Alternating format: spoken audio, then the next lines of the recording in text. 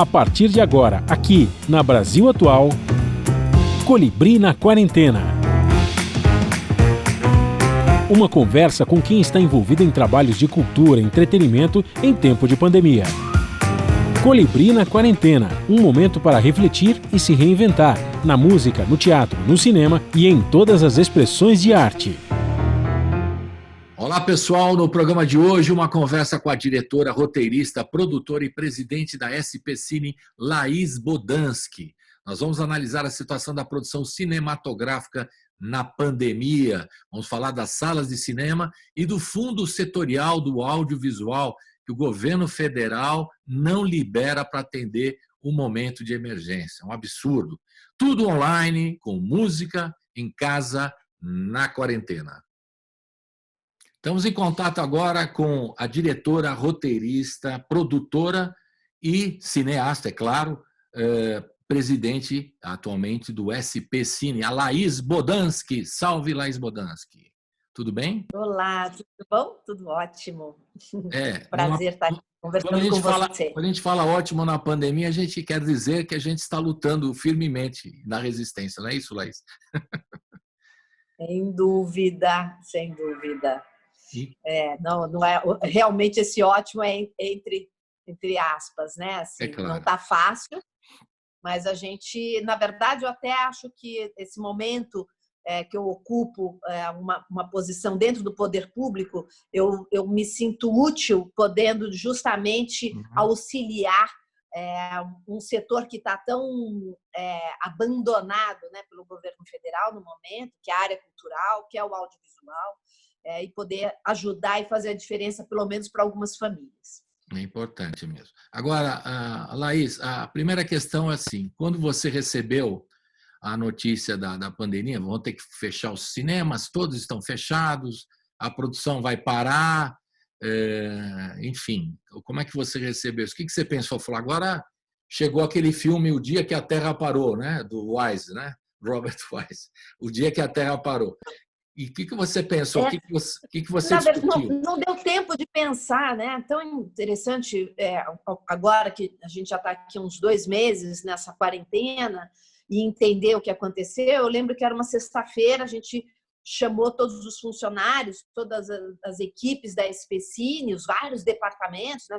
Somos mais de 30 lá no escritório, e a gente fez uma reunião falando, olha, gente, a gente vai fechar os cinemas hoje, assim, foi assim, pegou a gente completamente de surpresa, a sessão da noite já não vai ter, nós temos que avisar as equipes, e provavelmente segunda-feira talvez a gente já não volte mais e a gente comece o home office. Então, vai todo mundo para casa, já pega o que talvez precise, porque talvez segunda a gente não vai vir, durante o final de semana a gente passa um comunicado. Então, claro que isso não aconteceu só na SP Cine, isso aconteceu com todo mundo, né? Então, na hora que você tem que tomar uma atitude dessas, não dá tempo de você ficar associando. Assim, está chegando um tsunami e é uma questão de sobrevivência, então você tem que tomar uma atitude rápida, pensar rápido e pensar no grupo, né? E pensar, claro que você não consegue pensar a longo prazo, mas pelo menos você pensa no teu próximo passo, o que fazer numa situação emergencial.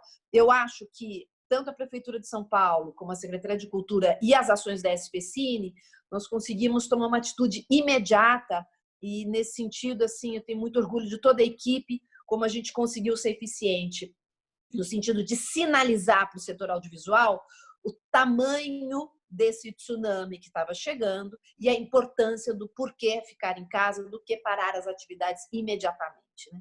Então, na primeira semana da pandemia, a gente conseguiu incluir no decreto do prefeito a proibição, né, de filmagens da cidade de São Paulo. Claro que no decreto o único poder que a prefeitura tem é dentro de equipamentos públicos e dos espaços públicos, né? Então, mas assim, a Film Commission, a gente conseguiu, por exemplo, que nós que autorizamos as filmagens, a gente conseguiu interromper 39 filmagens que estavam acontecendo naquela semana em São Paulo. Não é que foi simples, muitas delas de filmes publicitários, em que tem um cliente por trás, uma agência por trás, tem uma pressão muito grande, mas eu acho que foi importante a nossa atuação no sentido de explicar que, nesse momento, a gente tem que pensar no trabalhador, a gente tem que pensar na saúde dessas pessoas, e a emergência diz, vamos para casa, porque a gente não sabe como é que a gente vai ter que retomar o nosso trabalho presencial. Coisa que a gente está já agora 2 meses, justamente ainda estudando protocolos, compreendendo. Todo mundo quer voltar, nós vamos voltar, mas tem que saber voltar. E, em paralelo, claro que vem a pergunta, mas sim, mas e a comida na geladeira? Né? Uhum. A gente tem que pensar na comida na geladeira, sem dúvida nenhuma. Assim. Então, assim, estimular a sociedade civil e mesmo o poder público para fazer essa reflexão. Ela é necessária. Mas eu acho que a SPCine vem fazendo esse papel com dignidade, ouvindo todo o setor, toda a cadeia dessa indústria, né? Mas com atitudes firmes, né? Se colocando, fazendo cartas para o setor, carta aberta. A gente tem um site em que tem muitas informações explicando os porquês. Também a gente tem um observatório em que a gente fez uma coletânea ali de várias ações que estão acontecendo no mundo, ações que estão acontecendo no Brasil também de auxílio para a crise e principalmente também para o trabalhador. Então, a gente está fazendo o que a gente consegue e a equipe está dando o máximo, né? A gente foi para casa, Natal da segunda-feira a gente não voltou, de fato, né? Então, foi muito forte isso, assim, a gente nem se despediu, né? A gente foi se encontrar depois, todo mundo numa reunião, nessas plataformas de reuniões, né? Assim, uau, né? Assim, então, era verdade, né? Foi muito forte. Ao mesmo tempo, eu acho que essa ação efetiva e rápida trouxe também um empenho da equipe da SPCine muito grande de entender a importância das suas ações, a importância da continuidade com os editais, da continuidade nas ações de formação, de passar, né, de dar continuidade aos contratos dos eventos, que a gente já tinha feito compromisso, né, assim, de fazer todo mundo pensar como a gente remanejar o nosso orçamento para fazer ações, para auxiliar esses que ficaram mais descobertos nessa situação de crise, conversar com os sindicatos, né, conversar com as associações, entender o que está acontecendo. Então, eu acho que essa sensação de ser útil, né, para o setor traz muita garra para a equipe. Assim, todo mundo foi para casa, mas quase que eu posso dizer que a gente está sendo mais eficiente no trabalho remoto do que no presencial. Eu acho que por a gente entender a importância que e a importância da gente assumir discursos, opiniões e dar referência. Se a gente não pode proibir, mas a gente pode dar referência, porque a gente tem uma informação, a gente está conectado com a América Latina, né? Então, assim, o que está acontecendo na América Latina, como os outros países estão se comportando na área do audiovisual. Então, a gente pode servir pelo menos de referência, né? A gente tem recebido denúncias também pelos nossos e-mails de filmagens acontecendo de forma clandestina ou de forma irregular, né? Então, pedindo ajuda para a gente, o que a gente pode fazer. Então, e em paralelo também, apesar da gente ter que fechar as salas de cinema, as 20 salas de cinema, interromper praticamente ao longo do dia, né? Natal da sexta-feira, a sessão da noite não existe mais e fecha imediatamente pelo decreto da prefeitura, mas em compensação a gente deu luz à nossa plataforma de streaming, que é a SPCine Play, que é a única pública do país. Olha que curioso, né? E de repente, que ela já existia, com conteúdo maravilhoso, e aí veio uma chuva de mídia espontânea descobrindo a SPCine Play. Então, também foi um motivo muito interessante assim, de descobrir um trabalho que a gente estava fazendo, que a gente não conseguia contar para todo mundo que existia, né? E então teve um boom de acessos na plataforma, e a gente conseguiu passar 100% do conteúdo gratuito, que antes era 70%, que já era legal, e agora é 100%, e a gente conseguiu estender até o final do ano. Então, muito legal. Com um conteúdo muito especial. Então, agora, Laís, também... eu me lembro aí no começo da pandemia, né? Você chegou a sofrer pressões, que eu vi uma entrevista sua logo de cara, você falou, olha, nós vamos manter todos os patrocínios, vamos manter o pagamento das pessoas e tal. E você chegou a sofrer pressão, porque naquele momento, principalmente a turma da publicidade, desculpe, mas é assim mesmo, que estava gravando, de repente teve que parar e falar, não, mas eu vou perder dinheiro e tal. Imagino que você deve ter sido alvo de muitas pressões nesse primeiro momento, que você rompeu, de fato, você rompeu, né? Agora, você sofreu muito isso, que eu vi que logo depois você começou a dar entrevista e falar, olha, nós vamos manter os patrocínios, principalmente, né? E como é que foi? Foi duro mesmo esse primeiro momento de rompimento? Sofreu pressão mesmo? Não teve teve a pressão, na verdade, é do próprio trabalhador ligando na SPCine e pedindo ajuda. E aí a gente, porque a gente tinha as denúncias, uma vez com denúncia na mão, a gente ligou e a gente se posicionou as empresas produtoras até agradecendo, com esse respaldo da SPCine, dizendo que é para a gente parar, é mais fácil para a gente explicar para o cliente, olha, tem que parar. Então, de uma certa forma, a gente serviu também um pouco como um amortecedor, porque, principalmente, sim, no mercado publicitário, as agências, elas não estão exatamente, elas não são empresa produtora, elas não estão contratando o trabalhador do audiovisual, então fica uma realidade um pouco distante. Por que parar exatamente? Não dá para entender. Então, nós temos um poder público que fala, é para parar, por causa disso, disso. A gente auxiliou também muitas produtoras, né? Agora, uma curiosidade é que agora, nessa semana passada, a gente começou de novo a receber novas denúncias, né? Então, a gente está vendo que, e aliás, a gente vai soltar aí mais uma carta aberta para o setor, dizendo a restrição às filmagens permanece, nada mudou. Um protocolo está em processo de confecção, está quase pronto, não é simples, a data da retomada não é simples, a gente ainda não passou o pico da pandemia, é necessário a gente entender quando é o pico, a partir dessa data a gente estabelece uma data de retorno, mas quando isso estiver claro, ainda não está claro, né? A gente compreende a pressão econômica, a gente compreende a necessidade do trabalhador voltar a trabalhar, mas a solução não é voltar a trabalhar, a solução tem que ser outra. Né? Então, porque senão é empurrar um problema com a barriga. E é o seguinte, é um problema que veio para ficar.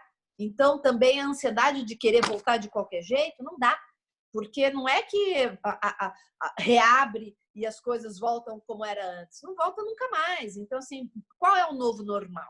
Né? Então, agora é a hora de pensar. Agora é a hora, por exemplo, justamente dos técnicos irem para suas associações, pressionar os sindicatos, tanto o sindicato de técnicos quanto o sindicato patronal, para entrar num acordo, né? Para chegar num denominador comum de como se colocar, de quem paga essa conta.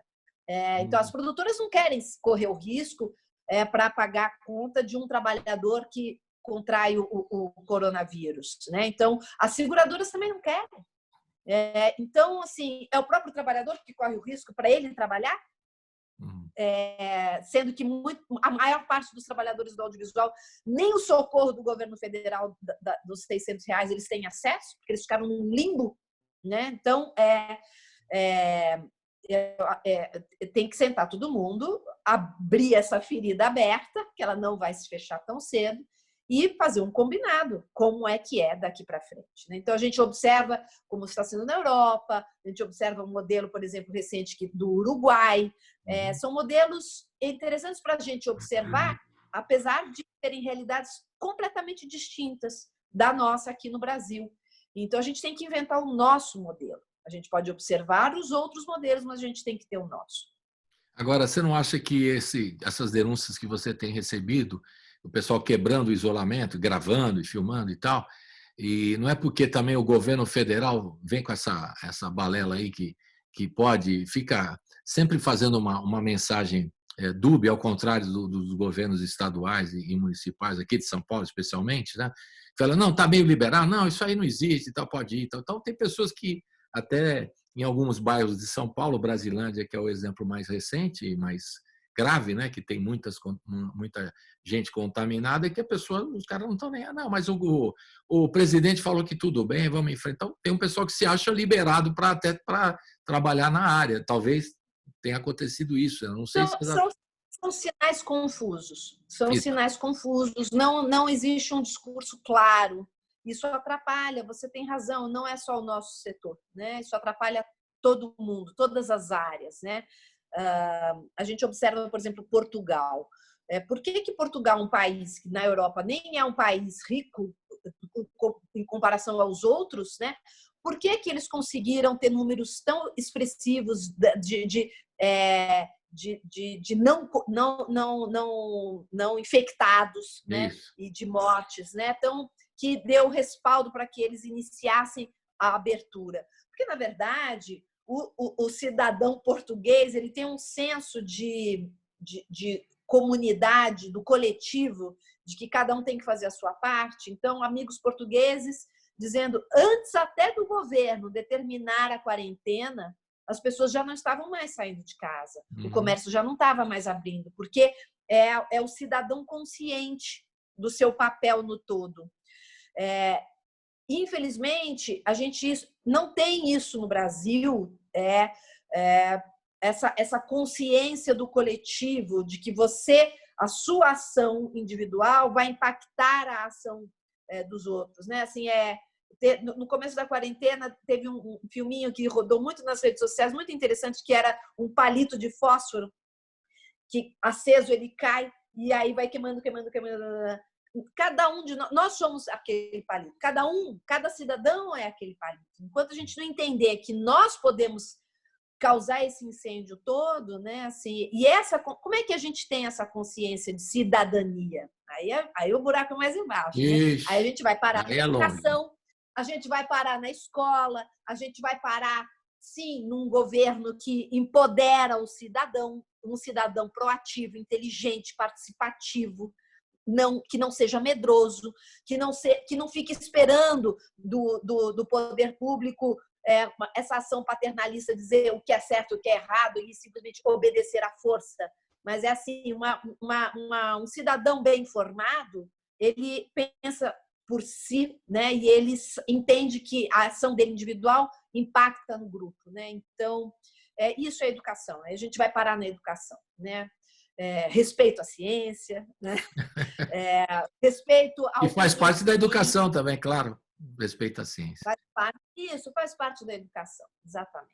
Ô, Laís, vamos fazer um intervalinho rápido. E sempre sabe que aqui esse programa tem a área musical para dar uma refrescada. A gente fica falando muito de coisas tristes e duras, né? Então E você, particularmente, é uma pessoa muito ligada à música. O que eu estava reparando, já sabia, mas reparando agora, né, que eu ia entrevistar você, falei, poxa, a Laís Chega de Saudade é uma música, como os nossos pais é uma música.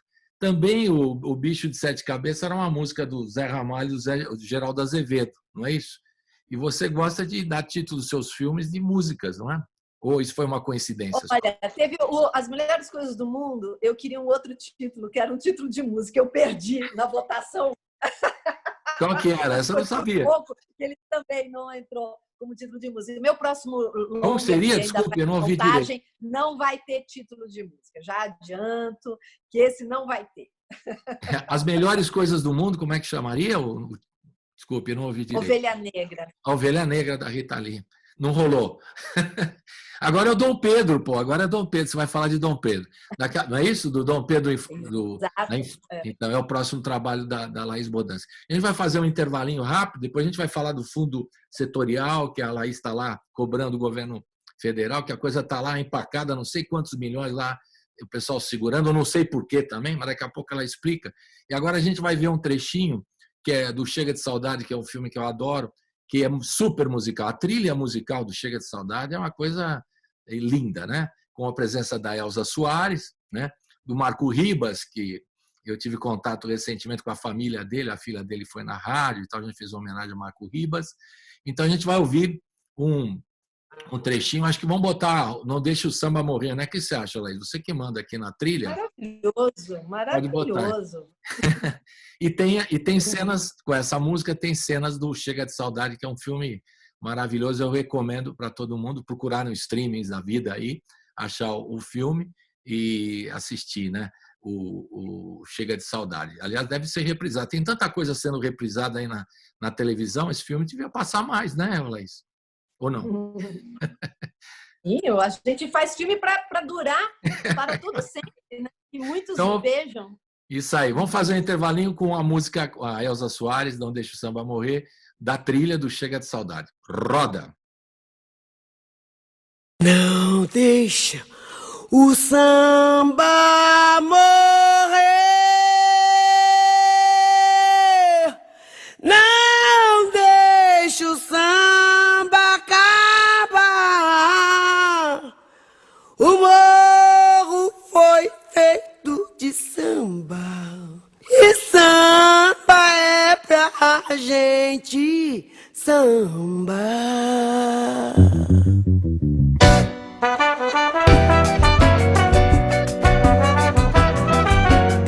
Quando eu não puder pisar mais na avenida, quando as minhas pernas não puderem aguentar, levar meu corpo junto com o meu samba, o meu anel de bomba entrego a quem mereça usar. Quando eu não puder pisar mais na avenida, quando as minhas pernas não puderem aguentar, levar meu corpo junto com o meu samba, o meu anel de pampa entrego a quem mereça usar. Eu vou ficar no meio do povo espiando minha escola, perdendo, ganhando mais um carnaval. Antes de me despedir, deixa o sambista mais novo o meu pedido final. Antes de me despedir, deixo a sambista mais novo o meu pedido final. Não deixe o samba morrer, não deixe o samba acabar. O morro foi feito de samba pra gente sambar. Não deixa o samba morrer, não deixa o samba acabar. O morro é feito de samba pra gente sambar. Quando eu não puder pisar mais na avenida, Quando as minhas pernas não puderem aguentar, levar meu corpo junto com o meu samba, o meu anel de bomba entrego a quem mereça usar. Mas quando eu não puder pisar mais na avenida, quando as minhas pernas não puderem aguentar, levar meu corpo junto com o meu samba, o meu anel de pampa entrego a quem mereça usar. Eu vou ficar no meio do povo espiando minha escola, perdendo ou ganhando mais um carnaval. antes de me despedir, deixa o sambista mais novo o meu pedido final. Antes de me despedir, deixa o sambista mais novo o meu pedido final. Não deixe o samba morrer, não deixe o samba acabar. O morro foi feito de samba pra gente sambar. não deixe o samba morrer, não deixe o samba acabar. O morro foi feito de samba pra gente sambar. Não deixa o samba morrer, não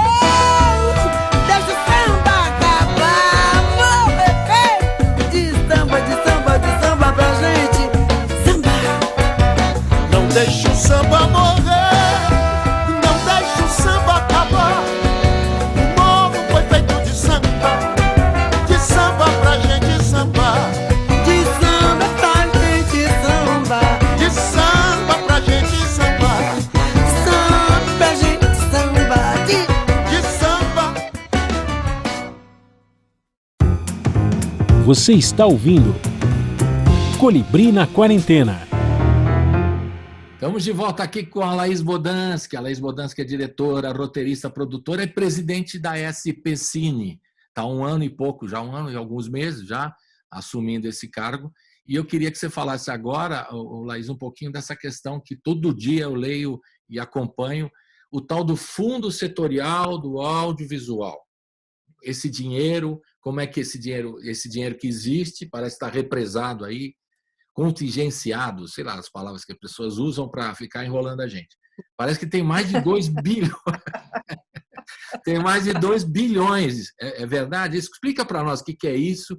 E você está pedindo, está cobrando o governo federal. Conta para nós tudo isso.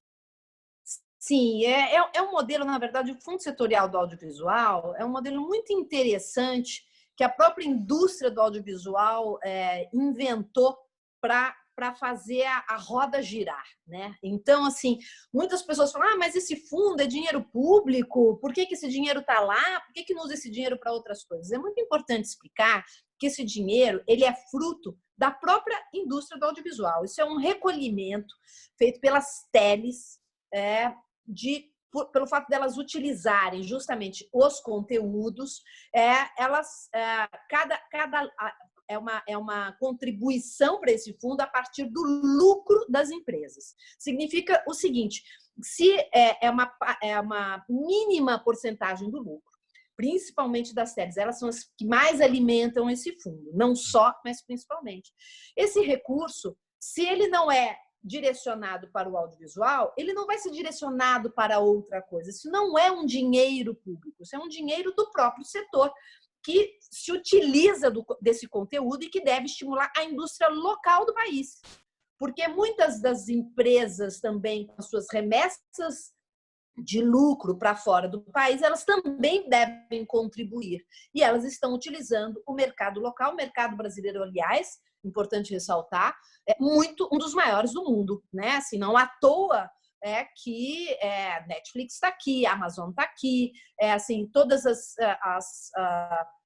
nós temos um número de potencial de espectadores, de venda de ingressos, assim, muito expressivo, né? Então, assim, sim, há uma exploração econômica através do audiovisual aqui e nada mais justo do que você estimular a produção local também, né? A gente não quer fechar as portas para o resto do mundo, mas que a gente estimule a nossa produção, os nossos trabalhadores e conteúdo que contribui também para recolhimento de impostos, no PIB do país, né? Assim, sendo que é muito claro, já até exemplos de outros países, como até no próprio Estados Unidos, mas como a Coreia do Sul, que é a Inglaterra, ou mesmo aqui o nosso vizinho na Colômbia, que a economia criativa pode ser a primeira economia de um país. Ela tem esse potencial, ela é muito importante, até porque ela carrega com ela muitas outras economias, muitos outros setores, além do setor da economia criativa, né? E o audiovisual é um carro-chefe. Então, esses países que eu citei, eles têm política pública para estimular esse setor, porque é um setor estratégico, né? Então, no Brasil, a gente também tem que tratar esse setor como um setor estratégico. E como é que a gente faz essa roda dessa indústria girar?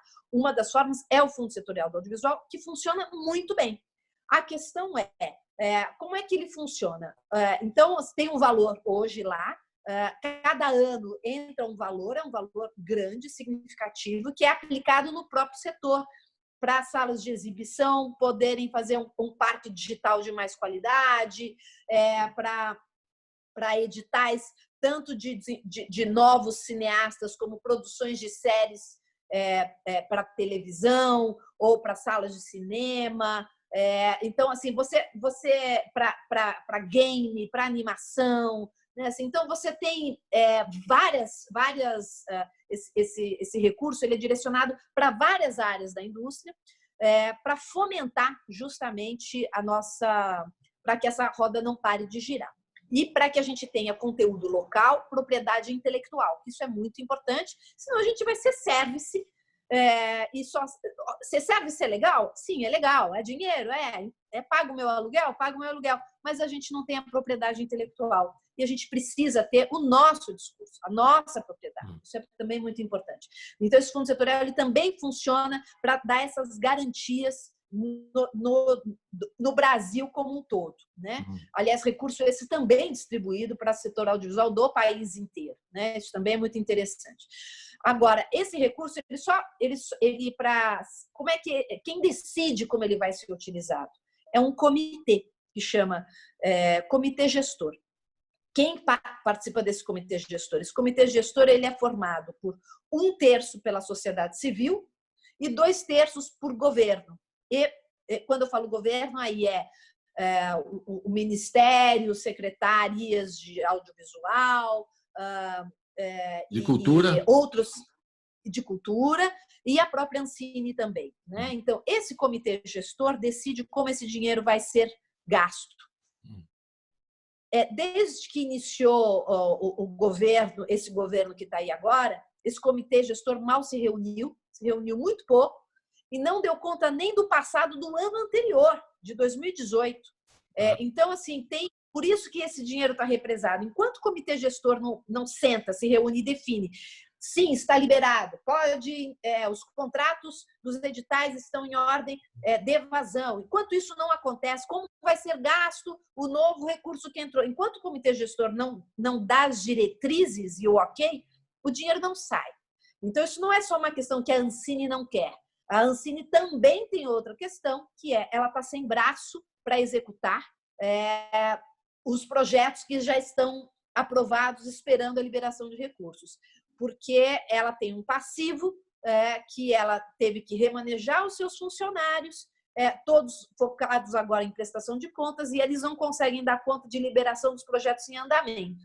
Então, o setor, antes até da crise da pandemia, já vivia uma crise que tem dinheiro no banco e não tem acesso àquele recurso, os projetos todos parados, né? E agora, com a pandemia, o mínimo que deveria ter é uma reunião emergencial desse comitê, e não só liberar o dinheiro antigo, ou pensar alternativas, como a que a SPCine justamente propôs, que é pelo menos o valor do arranjo regional, que é uma das formas do fundo setorial, são os arranjos regionais pelo país. São Paulo recebeu o arranjo regional, e nós, SPCine, fizemos os editais, porque o arranjo regional é com parceiro local, mas uma vez que a gente bota o edital, dali para frente não é mais com a gente, volta para a Ancine. E a gente falou, deixa com a gente faz até o final, a gente vai até a prestação de contas, a gente tem estrutura, a gente tem know-how, estamos aqui querendo contribuir justamente nesse momento difícil da Ancine. Mas a gente não tem resposta. A gente mandou carta para todos os membros do comitê gestor, para a Ancine, para a Secretaria Especial de Cultura, a gente mandou para simplesmente todo mundo, a gente não tem resposta até hoje, ou seja, eu vejo aí que também não tem vontade política para se resolver essa questão. Porque na hora você tem um problema, você tem uma crise, você, no mínimo, senta e debate. No mínimo, você senta e escuta o setor. Eu posso falar em nome da SPCine que a gente está trazendo uma solução, uma proposta, não é a solução de todos os problemas, mas é uma pequena solução para uma cidade que representa 25% do setor audiovisual do país. Então, pelo menos, aqui a gente poderia dar vazão, a gente tem um TCM que nos acompanha, a gente tem já um respaldo de uma estrutura que analisa prestações de contas, nós já fazemos isso com recursos do município, então nós poderíamos sim fazer também com recursos do fundo setorial. Mas nem o diálogo a troca de não, isso dá, isso não dá, vamos pensar então uma outra alternativa, nem isso tem. Então, eu classifico como não ter justamente vontade política para resolver um problema. E por que não tem vontade política? Porque há um pensamento mais global de que a cultura não interessa, ela atrapalha. Né? Atrapalha por quê? Porque, na verdade, é um espaço de pessoas que pensam, é um espaço de pessoas que... O artista, o que é o artista? Na verdade, ele muitas vezes ele vê na frente, e é função do artista expor questões que ninguém teve coragem, ou que ninguém viu ainda, né? Então, faz parte... É engraçado, por exemplo, né?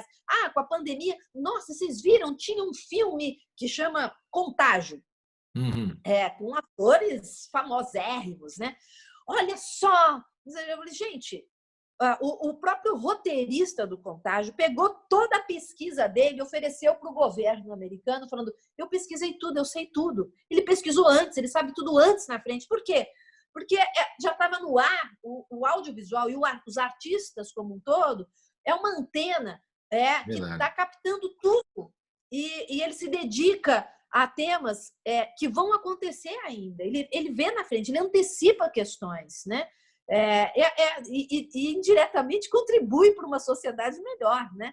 Então, hoje, o Contágio, esse filme, ele não é mais um filme de ficção, ele é praticamente um documentário, né? É triste. E essa verba é isso mesmo? É 2 bilhões e não sei quantos? Mais de 2 bilhões, é isso? Ele é um acúmulo de anos, né? Desde Então, tinha 700 milhões, com rendimentos, virou 1 bilhão. Aí, também, do outro ano, veio mais um valor com rendimentos, mais 1 bilhão. Sim, tem esse valor lá parado. E a Ancine, isso mesmo. você falou... É um valor que poderia resolver todos os problemas, né? Todos os problemas. E você falou da Ancine também, desde que o Coiso assumiu, ele falou em filtros, né, na Ancine. Para mim, filtros é censura, né?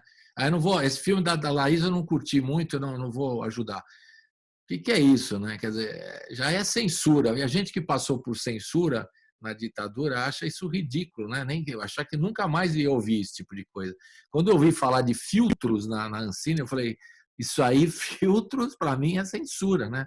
É uma coisa ridícula, né? Pensar.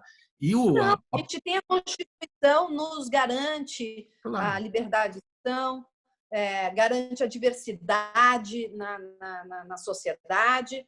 E o audiovisual, assim como em tudo, ele tem que ser um espelho da sociedade. Se existe diversidade na sociedade, ele tem que ter a mesma voz na produção audiovisual. Então, na hora que a gente tem várias religiões no país, na hora que a gente tem vários gêneros, várias raças, isso tem que estar expresso também no audiovisual. E aí chama atenção, por exemplo, né, eu como mulher falo, assim, um país que é metade homem e metade mulher, a gente não tem, por exemplo, metade de diretores e roteiristas mulheres na produção audiovisual. A gente tem questões aí que, aliás, a gente está correndo atrás, né?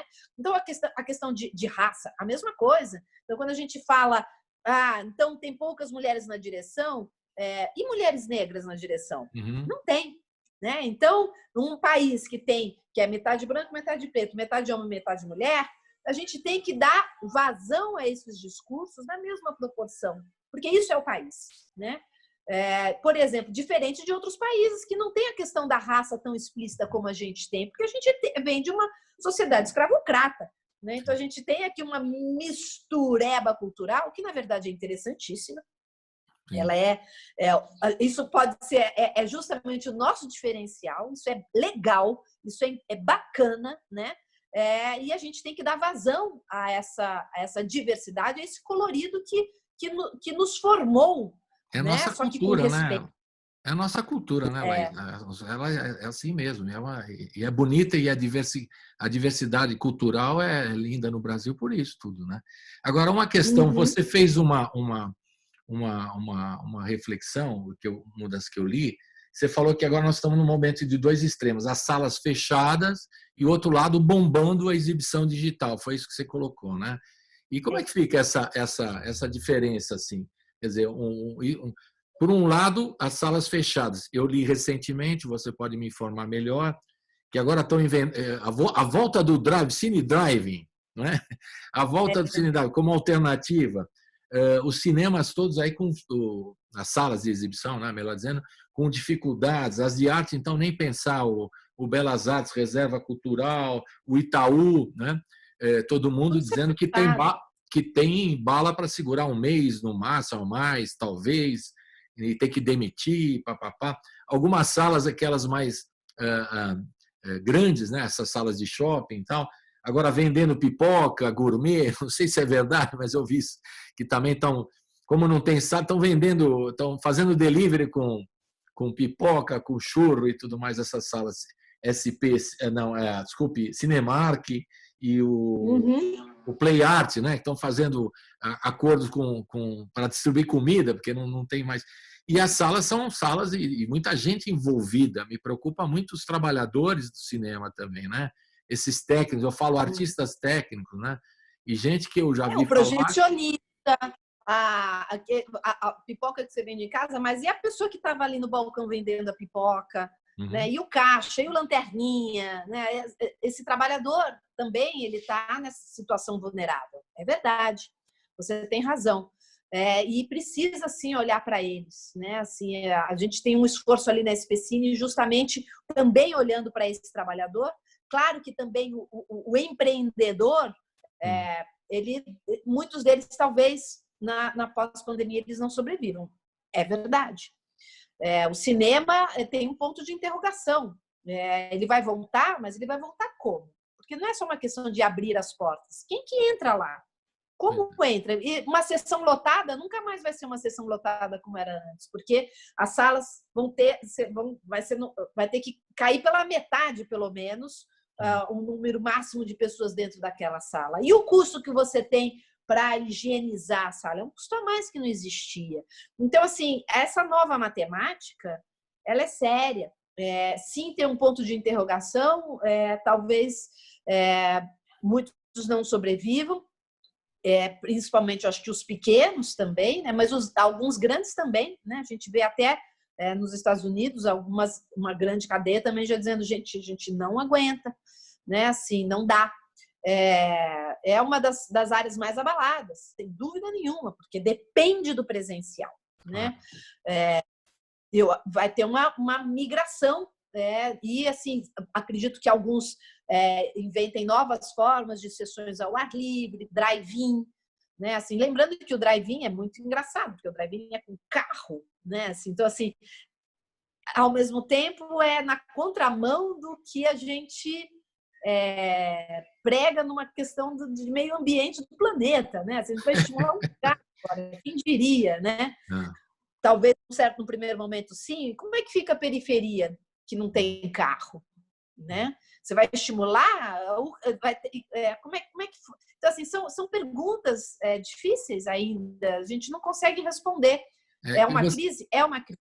E você fez um projeto lá, o Tela Brasil, que você ia para as periferias, tá? Passar cinema para todo mundo, né? Era quer dizer, o cinema, o filme ia para a periferia, para criar novos espaços, né? Essa era a ideia.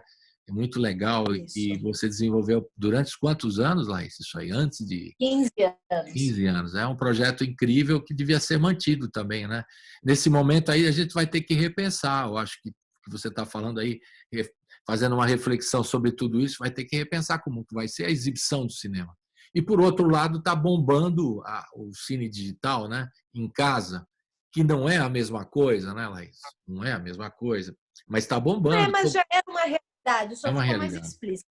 Não dá para a gente negar isso, né? Assim, então, E, na verdade, muitos filmes do cinema, o cinema como a tal da primeira janela, porque depois todos eles vão também para uma TV fechada, uma TV a cabo, um DVD, um streaming, né? Então, assim, vai parar tudo lá no que a gente chama da cauda longa de um filme. A questão, aí falando do ponto de vista da produção, é que quando a gente fala cauda longa, muitas vezes a tal da primeira janela é a sala de cinema presencial que determina a importância da obra.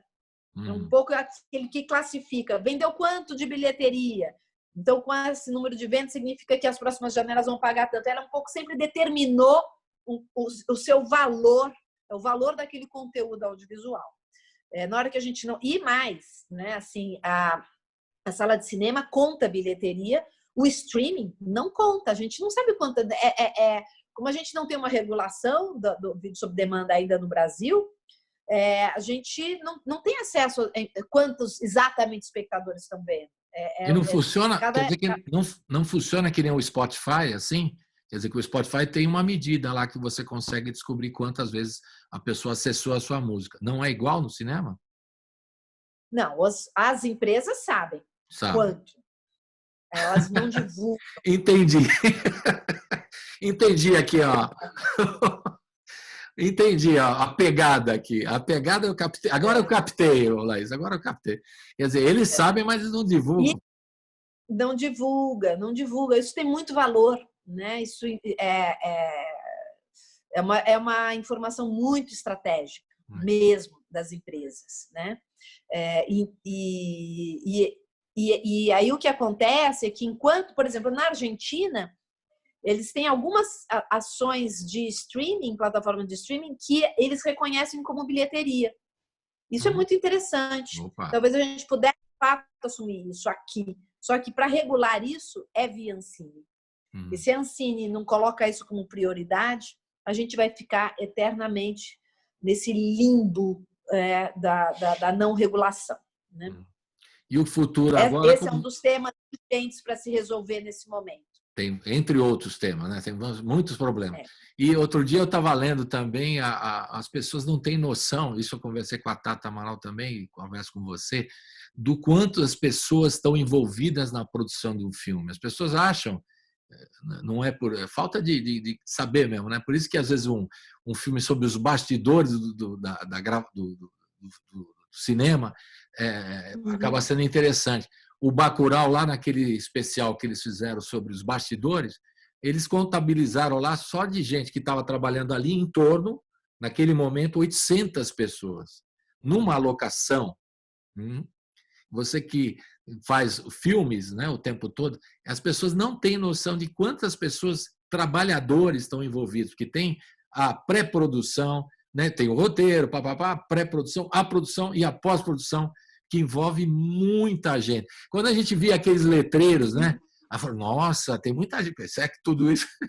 Todo mundo trabalhou nesse filme, nossa. E é verdade, é muita gente. Então não há noção, eu não sei porquê, né? Das pessoas saberem quantos trabalhadores estão envolvidos num filme, né? É muita gente, né? E essas pessoas hoje estão sem trabalho. Algumas estão passando fome, eu soube aí através de sindicatos, técnicos de cinema aí batendo a porta de amigos para pedir cesta básica. É uma situação dramática, né, Laís? Por que as pessoas não têm noção do que é uma produção cinematográfica e quantas pessoas são envolvidas nisso? E o trabalho que dá, né? É um negócio meio... Enfim. Não, exatamente. Que tem que ter essa consciência. Só de curiosidade, o ano passado a gente recebeu uma mega produção americana na cidade de São Paulo, e eles vieram só os chefes de equipe e eles contrataram todo mundo local. Foi para uma série, a produção do ator Ken Reeves, e essa produção contratou 2.000 pessoas, 2.000 trabalhadores, né, para trabalhar, e não, é um pedaço da série, tá? Não é que foi rodada a série inteira. Isso é para ter uma noção do quanto realmente... Quando a gente fala que a indústria, o audiovisual é indústria, porque ela é mesmo. Quando a gente fala que ela é mais relevante que a indústria farmacêutica, automobilística, têxtil, é porque ela é mesmo. Quando se fala assim, não, mas uma fábrica de automóveis vai se instalar em Sorocaba e isso vai gerar tanto de empregos na cidade. A indústria do audiovisual emprega mais que a indústria automobilística. Ela causa mais impacto numa cidade do que outros setores. As pessoas realmente não entendem, porque como é uma indústria que o sonho, do imaginário, o resultado dela não é palpável, né? As pessoas acham que, isso é fácil. Fizeram aí, né? Assim, e não é. Assim, liga uma câmera e o cara vai falando, né? Eu já uma vez eu vi vai falar, não, mas cinema não é difícil. Você liga a câmera e o cara vai falando aí o texto, aí vai em frente. Então eu falei, até parece.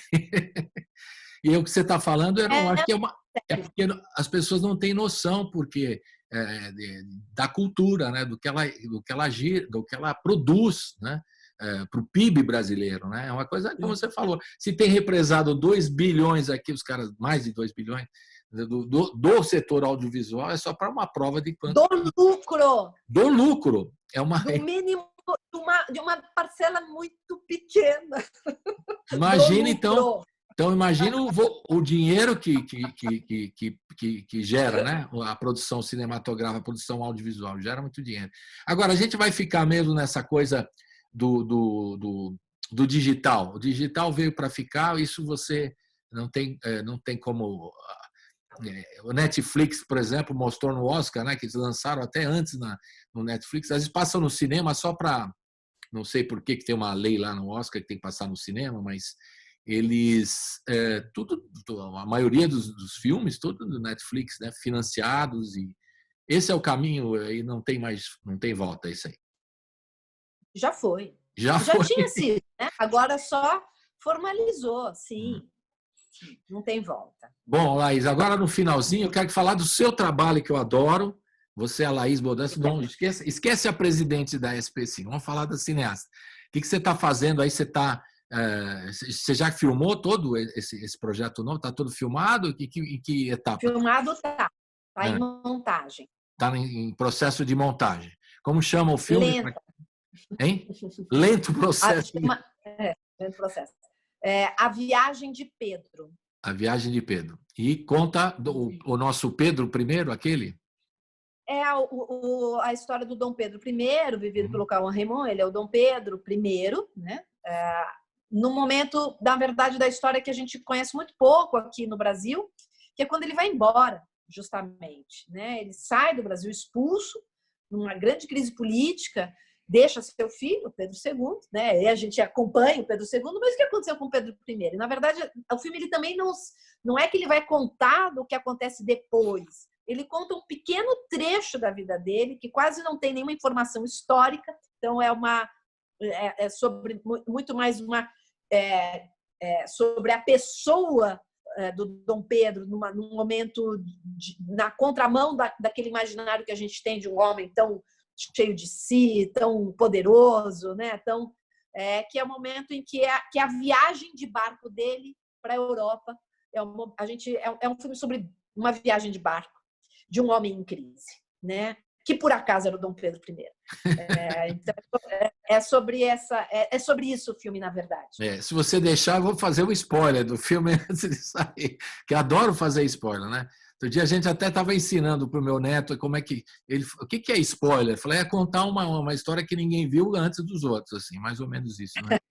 E a gente tem uma tendência a querer saber todos os detalhes antes, como na música também, né? Agora, para encerrar, Laís, eu queria agradecer a tua participação aqui, essa reflexão toda que você fez, muito boa.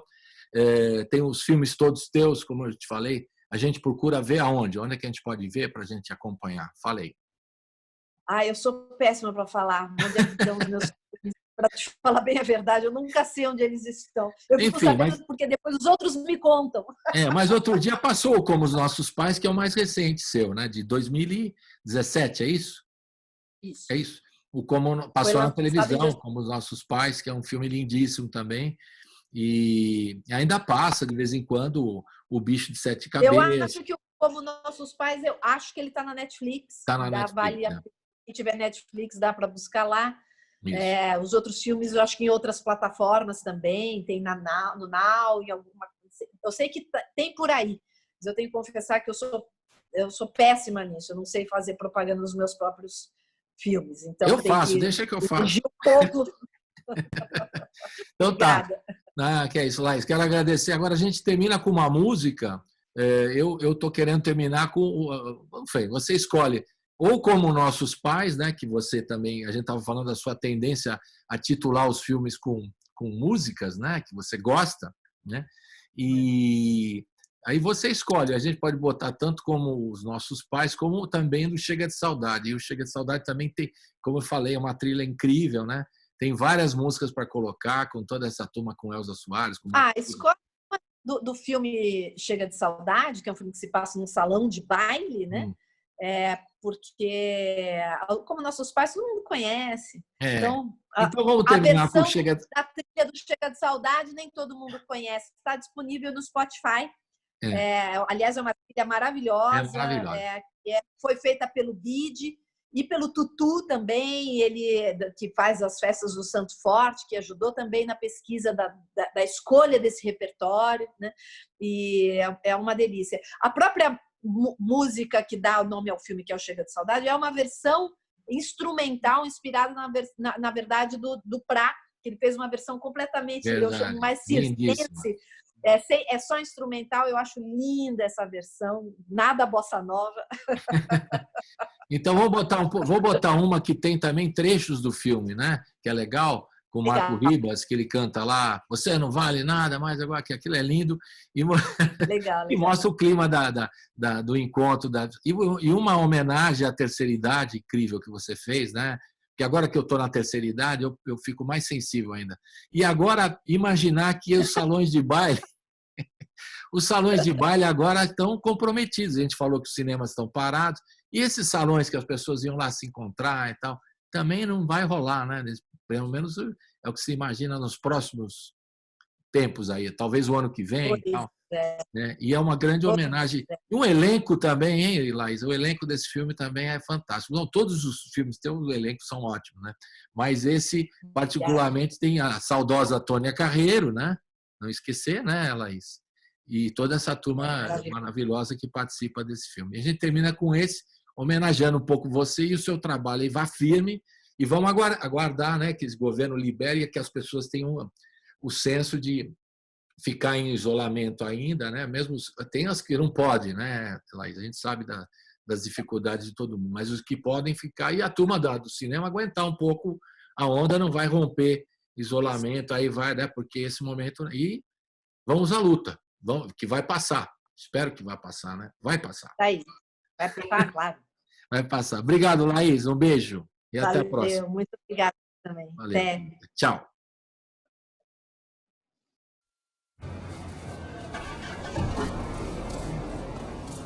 Nesta quinta-feira, grande baile nas Violetas. Convidamos ao palco os cantores Vanderlei e Ana para apresentar a maior banda de São Paulo com seus grandes sucessos dançantes. Luar de Prata. Você não vale nada, mas eu gosto de você. Você não vale nada, mas eu gosto de você. Tudo que eu queria era saber por quê. Tudo que eu queria era saber por quê. Olha o swing, olha a batida, olha a pegada. É a sonzeira do forró. Vai, vai, vai, vai, neném.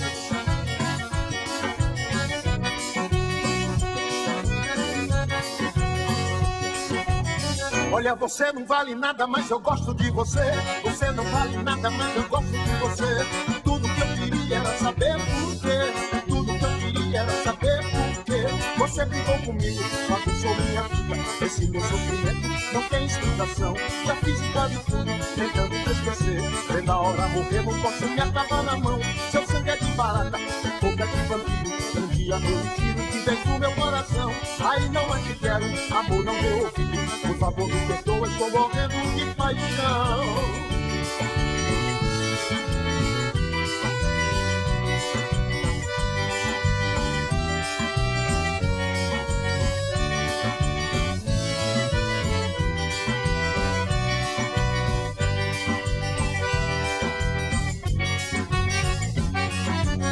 Olha, você não vale nada, mas eu gosto de você.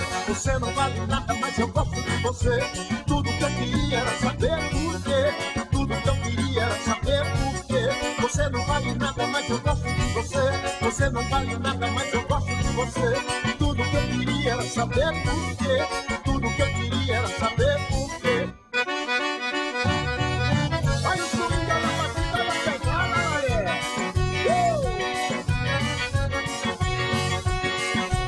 Vai, vai, vai,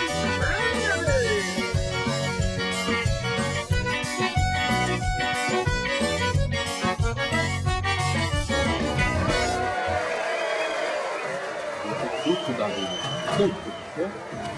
Sei como é que eu sirvo a pessoa, sei como eu preparo a bandeja, sei tudo. E ele fala pra mim como é que eu tenho que fazer o meu serviço. Dá licença, né?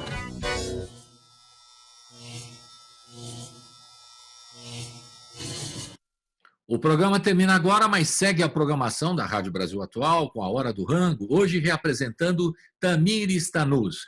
Fique com a gente.